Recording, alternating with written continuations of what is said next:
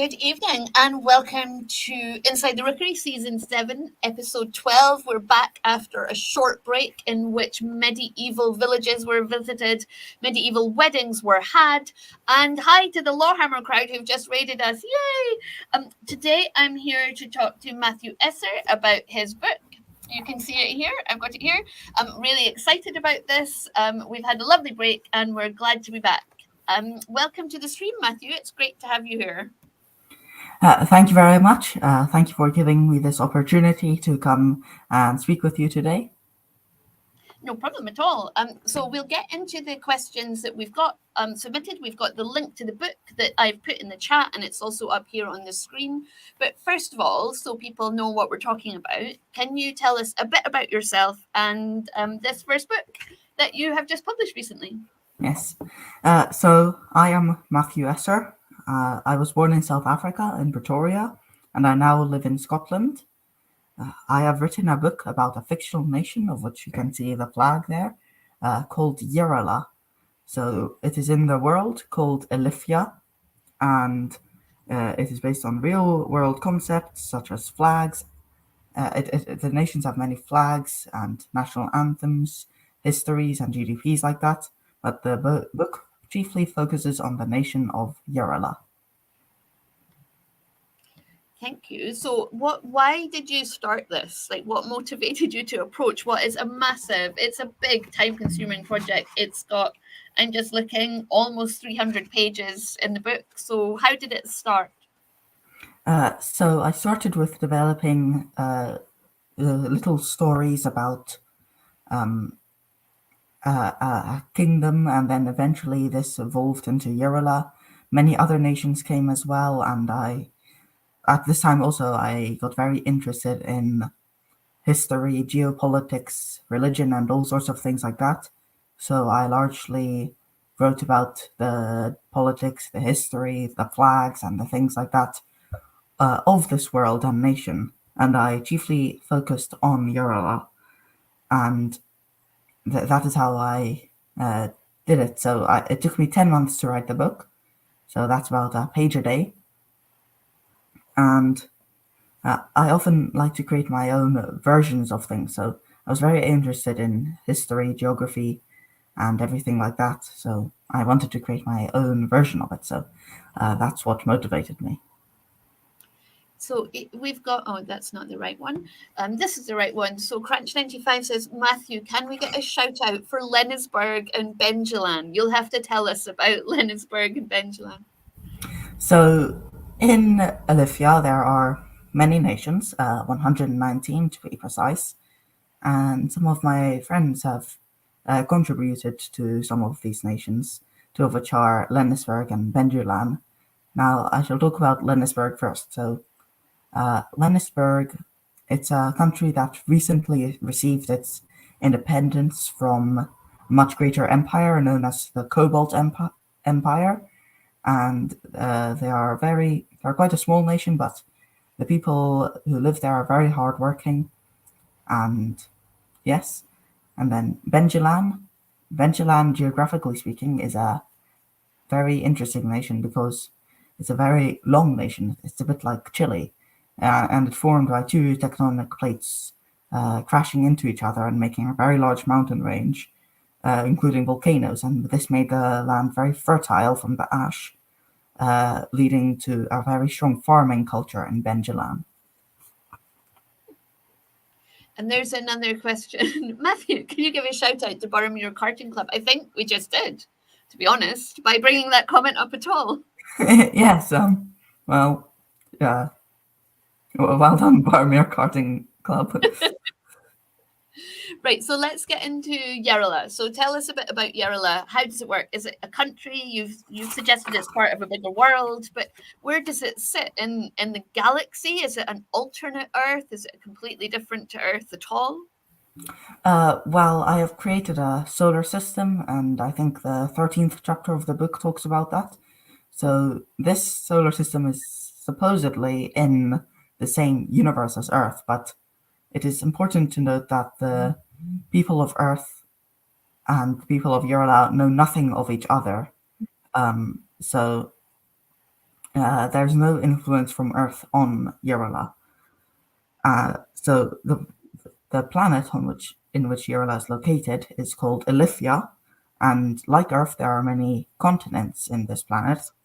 And one of these continents is ALIFYAH, and that's the continent in which Yerelah is located.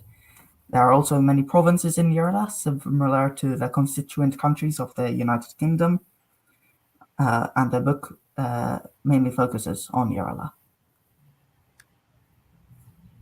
And there's lots of real world conflicts in the book. Yeah. So maybe you can give us an example and tell us a bit more about how it works and how you kind of research those real world things to allow you to create fictionalized versions of them.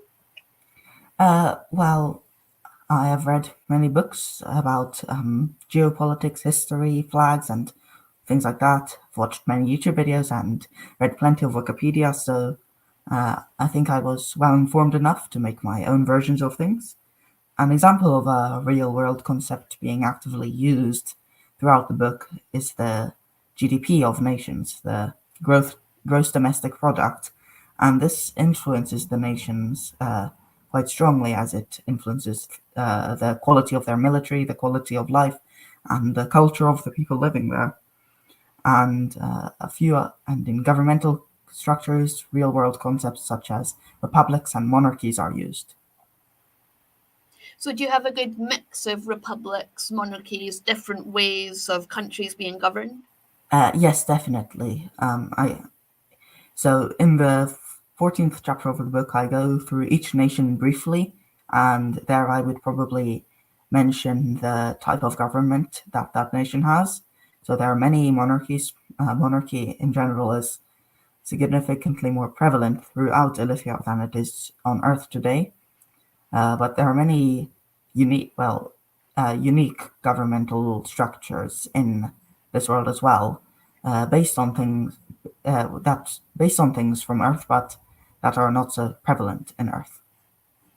And for Yerelah, I think in the chapter where you talk about Yerelah's government, you do go into even more detail about the Yes. political parties and how the government's governing structure works in that country in a bit more detail. Yes, Yerelah's political system is quite unique since it has a monarchy, but the monarchy in the modern time in Yerelah is constitutional, but there is a Senate which decides the laws, and many old procedures since the Yerelian political system has been in power for many, many hundreds of years. I've got a question from the chat from Hawk Audley, who's a regular viewer on Inside the Rookery and also over on Lawhammer. So Hawk is asking, what time period would the technology, the culture be most analogous for your world compared to Earth? Well, the world, there is no set time precisely for the world, but I do view the world and talk about the GDPs, the populations of the countries, from the year 1215 AD, which would be the equivalent of 2154 AD in our years. So that might be a bit complicated, but so the technologies are quite well developed. For example, you could read of robotic soldiers, which many of the nations use in their armies in high numbers. But the book does not cover individual technological advancements as strongly as as strongly as it does things like history and geography. I think another book might be more fitting for that. And then for cultural things, I think that the culture is for Yerelah in particular might seem a bit more olden times, but I would not say that culture aligns with time very strongly in other worlds. For example, if we were to find another world in the same year as us, their culture wouldn't be the same as us because culture is not dependent on time. And different nations in this world, of course, have different cultures. So you're just talking there about exploring technology and culture in different books, and Benny has asked, when are you going to release the future sci-fi books? So is that something like, are you planning like fictional books? Yes, Set. I'm planning many books, but maybe not so strongly science fiction books. But many books will come, and especially if you can read in the book of the Great War of the Ages, which is set in the modern time, well, the time from which the book is viewed, so in the 2100s, so many advanced technologies are used in that. But I don't know when I shall release these books, because I haven't, they are just ideas at the moment. Of course. I loved the chapter on the new language. So there's a whole new language invented in the book. I'm just going to find the chapter and show you, so you can get a bit of the sense of, there's conjunctions, there's prepositions, there's past tense, there's present tense, there's a completely different alphabet, orthography. It's really, really detailed. So how did you approach that? Did you take a language that you knew and just port the rules but change the alphabet, or did you take what you understood about languages and make up a completely new one? Well, yes, I made up a completely new one. I tried to limit the English influence on it as much as I could, because oftentimes when people make new languages and do not know much about linguistics, they will just base their languages on English, keeping the same Mhm. sentence order and everything like that. So most basically, the sentence, the word order is verb, subject, object. So instead of saying I eat food, you would say eat I food. Mhm. And another example for a rule that might be different from English is the way in which prepositions work. So in English, we would put prepositions in front of the thing that they are describing, but in Yearlian, it is put at the end of the verb that they are being, with which they are being used. And can you speak it? So have you like, No, have you like would you go around the house like talking to your mum in your own language? no, I'm afraid that I've made it too difficult for myself to speak Just because it's so vastly different from English. And there are so many words that I would have to translate. I have a long Excel sheet of words translated, but there are so many more individual words that I have to translate from English. One of the books that I have been planning is a English to Yearlian dictionary, but that would be very time consuming. That would be really fun, though. I do confess this is the chapter I spent most time on yesterday when I was preparing, and I was trying to read it out, and I felt it was quite, like, it was interesting. Some of it felt like, well, I wasn't really sure how to pronounce Zhyt, like Jitsanke, maybe, and it was really interesting because I could see like glimpses of different languages in it, but it is very much like your own creation. You couldn't look at it and be like, oh yeah, it feels quite, um, I don't know, Arabic, or it feels Germanic. It really doesn't. It genuinely feels like a new language. It's really fascinating. Yes, thank you very much. I tried very hard to make it like that. Benny asks Esser, what was your least favorite thing about writing and why?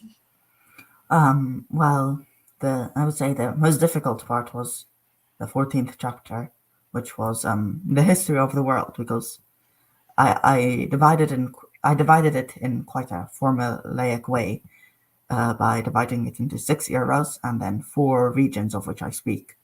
So to come up with a history for many of those regions was quite difficult, so that I may not. It was quite difficult because I had to try not to repeat myself too much and try to come up with new things, new names. So that was very Mhm. difficult. And did you talk to people about it? So do you have like people who? Well, you mentioned that there were people who the countries have have like part of their names in them. So did you talk to those people and did they give you ideas? Did you like tell them stories about the world as you were creating it? Yes, my friends were all very patient in listening to me about all my creations, and I decided that a few of the nations I could ask them what they would want it to be like, so they would design the flag with me and tell me what they want the GDP to be like and things like that. And a follow-up question again from Benny is the what was your favorite part about writing the book and why? Oh, my favorite part was probably the very first chapter of the book, uh, which I largely based on the introduction from a Wikipedia article for a country. So I thought it was very nice to put Yerelah in that same type of way as is done in the Wikipedia article. And I really enjoyed talking about the flag and the coat of arms and the national anthem. So the first chapter was definitely my favorite. That's really interesting because when I've done some writing for Warhammer Fourth Edition, for example, and the bits I enjoyed writing the most was when I was given a template by the producer. So I was writing careers or I was writing something about a fictional world, and I got given a template, and it was like describe the career, 250 words, you know, who might be in the career. So I can identify with that. Like getting a template and filling it with your own creations is a really fun, like accessible, like easy way to start some Yes. your process of creation. I think, did you find that that was the case? Yes, I did find that that was the case. Benny, I'm loving Benny's questions. Which of your friends, just say the country name, helped the most? um, well, I think that's quite a controversial question, but I would have to say, not to offend any of my friends, but the Cobalt I think you'd Empire. have to say Yerelah. You'd Oh, have to yes. say that Yerelah is your favorite is your favorite country. Well, yeah, um Benny's like, wait, did we Warhammer? Yes. So this Rookery Publications is a group of people who worked on various editions of Warhammer and have set off on our own publishing journey. And we also have Lawhammer, which is a stream where we live stream Warhammer. My husband, Andy Law, was the producer of Warhammer Fantasy Roleplay 4th Edition, regularly streams with Lore Master of Sotek about Total War Warhammer. So there you go. For the new people who've come because they're fans of Matthew, you get a little insight into Rookery Publications while you're here, as Andy says in the chat. I think it's Andy in the chat there helping me out. So, right, the anthems, the maps, the flags. So it's packed with anthems for all the different countries. You've made up the maps. You've made up the flags. How did you create them? Did you use cartography software or did you just draw it out? And what was your favorite thing to make and why? Well, I shall handle them individually. So, Of for the course. national anthems of the country, I could do that because I've listened to many national anthems. I know the lyrics to many of them. I know the music, so I am very familiar with them. So by that, I was able to make anthems which fit into songs and rhyme. And for a few of them, I made sheet music, and I could do that as I'm able to play piano, and I've made quite a few of my own songs. And then for the maps, I drew out the maps until I got one which I liked, and that took quite a few attempts to draw out a satisfactory map. But eventually I managed to do it, and then I took a photo of that map and traced it over on a drawing program called Sketchbook. I also used Microsoft Paint for some of the maps, and I just learned how to work quite delicately and quite fragilely, no, not fragile, quite delicately and quite intricately with these maps. And then for the flags, I would often draw out flags first, and then I would use a flag creating website to make these flags in a digital form. And then for the flag of Yerelah, I originally made it on the flag creating website. However, there were a few mistakes, so I perfected it on Microsoft Paint. And the flag of Yerelah is behind you. So does Yes, that it have is. a particular significance? So talk us through the colours and the components of the flag. Well, yes, the flag definitely does have symbolic meaning. So the three main colors are purple, white, and an orange yellow color. So if you read in the book, you would see that these are the three main clothing colors worn in Yerelah. So the purple is worn by the monarchy, white is worn by the common people, and the gold is worn by the clergy. The so that means that the purple is representative of the monarchy, the white of the people and their purity, and then the gold of the clergy and of God. And then in the middle, you would see a shield with a cross on it, representing Christianity, and then a laurel wreath around it. And on the top of that, there is the crown with surrounded by two Chiro symbols. I was really interested in Jesus and the religions. So the religions were interesting, and it was fascinating that Jesus has appeared in this world as well as our world. Like, Yes. where did that idea come from? Because it's quite an interesting one for a world to have not to know about each other, but to have a constant between them that might give a unified frame of reference to a reader who's reading the book? Yes. So when I was originally making the world, it was also on Earth, but then Mm-hmm. I realized that it would not make much sense because I was drawing all these maps and everything that were completely different than that of Earth. But then Christianity was already a very fundamental part of the story. Uh, so I thought that it would be fine to still keep it because there are always a few concepts that are the same as there between different universes. For example, in Star Wars, there are the republics and things like that, which can be quite reflective of things on Earth. But it's not. So I would say in that regard, it might not be entirely realistic. So I thought it was interesting because I think when you're writing your novel, it'll be really interesting for you to explore like the cosmic meaning of that. So like realism, when it's a world you create yourself, doesn't matter if you've thought about the whys and the hows. So I was really interested to find out more when you write your novel about what it would mean to that world, and why he would appear in two worlds. And I think it'll be really fascinating for you to think about that and develop it. Let's just go to there's a couple of questions in chat about this. So I know you're working on a novel about the founder Mirfang. Can you tell us about him? And then someone's asked about when that book will come, but we'll go on to the just talking about, is it Mirfang or is it Myrfang? It's me, Frang. The F and the R are meant to be Mirfang. no, it's me, Frang. The F and the R are in the wrong place. There. Oh, I will. Let me just. I'm going to fix it. Thank you. Can't abide a typo. Mifran. There we go. It's fixed. Yes, thank you. So Mifrang was the founder of Yerelah. Well, then it was called Huron. It's a bit like England and the United Kingdom. But he founded this kingdom in a very, in a very, in a very interesting way. And near the end of his life, he wrote,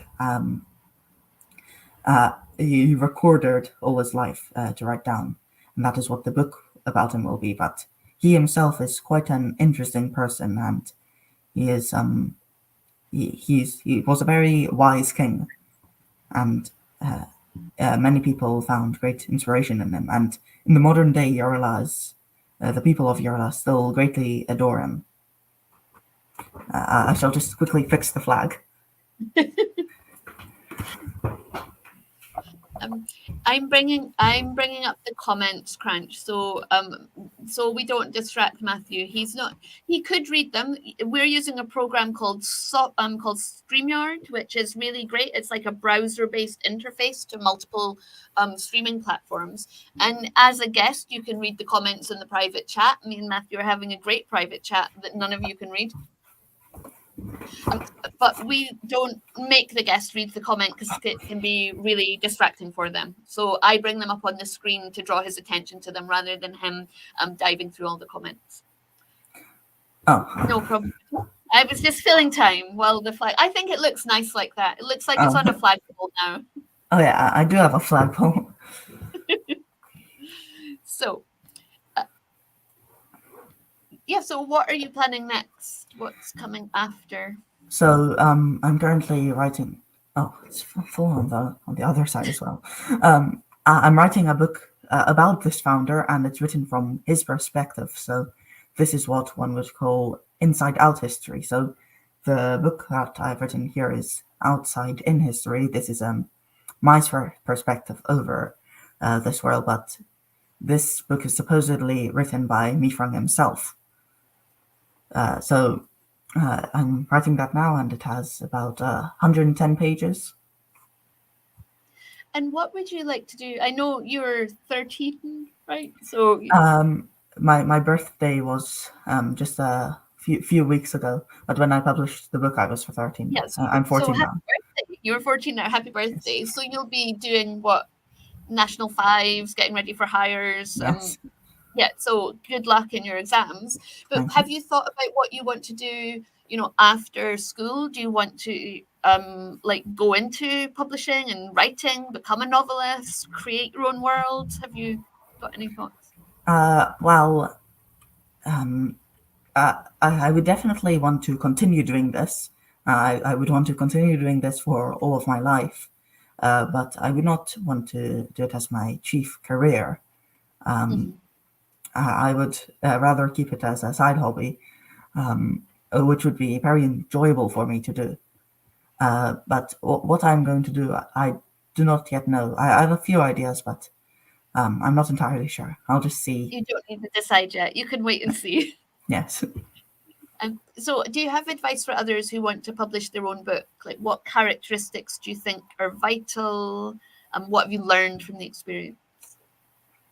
Well, I would say it is vital to have self-determination and self-discipline. If you do not have these skills, it would be very challenging to write a book. But also, very importantly, the thing about which you're writing, you must like it a lot, because if you don't, you're not going to be very determined to write about this book. So it is very important that you're writing about something that you like a lot. And what was the process like of doing it? Did you have support? Did you have an editor? Or did you do everything yourself?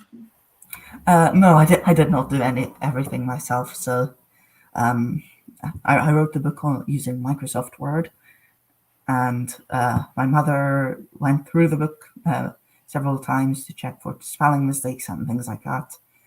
And that was a very friendly thing of her to do, and I'm very happy about that. And my father also helped me a lot. I also checking the book and doing all the formatting, because it can be difficult to do formatting, especially if a book like that is if a book is very long with 300 pages. So my father helped me a lot with that, and that was very kind of him.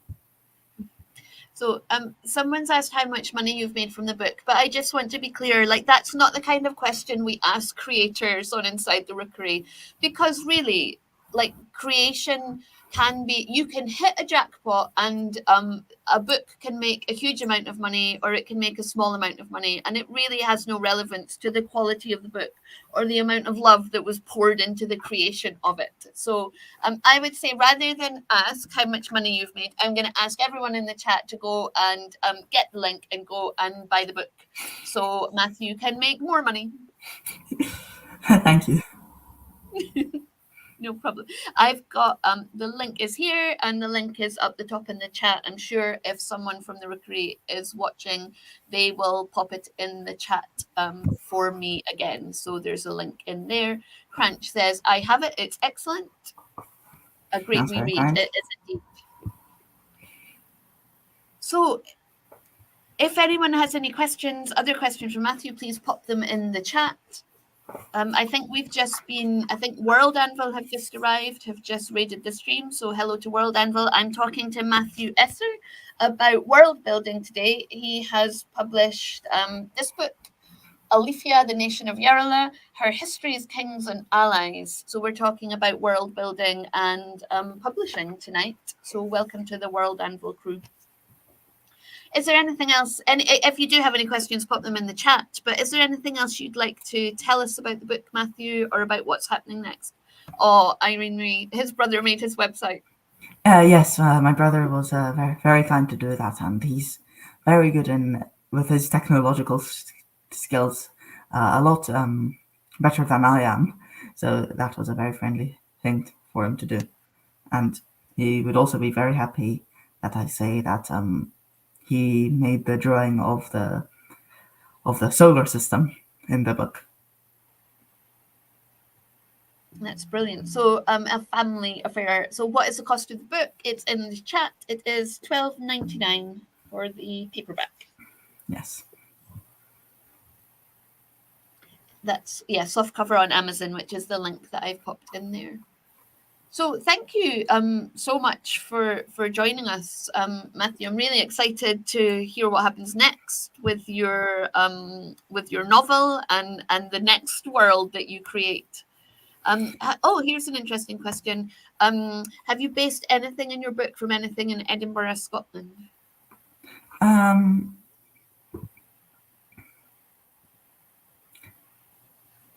Maybe, maybe subconsciously, but not very actively. I might have been inspired by the architecture in Edinburgh, but not in a very direct and active way have I based anything on Edinburgh or Scotland or any other city in Scotland. Mm-hmm. Is there somewhere that you did draw inspiration from, or is it just kind of popped up into your head, fully formed? Well, I try to not draw any inspiration on any certain nation. So that some people might find some similarities with different nations, but I did not try and actively base it on any nation or culture from Earth. Oh, that's a shame. It can't be dispatched to your. Is it not? Is it only on UK Amazon at the moment? Maybe we will investigate that. I will chat with Matthew's manager and discuss it with her. I think it's also available in the United States, but maybe a different link might have to be used.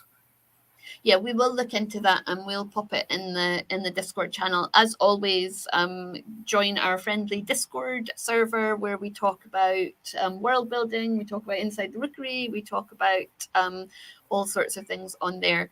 And remember to, if you haven't already looked at it, look at our Dark Deeds website and pre-order Dark Deeds, which is our Rookery Publications board game, which was created by Warhammer luminaries, Mark Gibbons and Andy Chambers, and completely updated by Mark Gibbons, Andy Law, and the Rookery team for a second edition, which will be coming soon.